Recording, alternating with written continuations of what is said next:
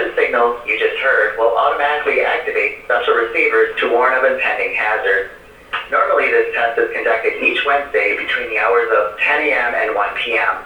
However, this week it will be conducted on Tuesday in recognition of Severe Weather Preparedness Week in Illinois, and to coincide with the testing of outdoor warning sirens done by many communities in Illinois on the first Tuesday of the month at 10 a.m. At this time, take a moment to practice your severe weather emergency sheltering plan. At the very least, answer this question: where would I take shelter if a tornado were approaching me right now? The best shelters are in a basement or an interior room on the lowest floor of the building away from windows and exterior doorways. It is important to have multiple ways to receive hazardous weather information. Having a battery backup weather alert radio is one of the best ways.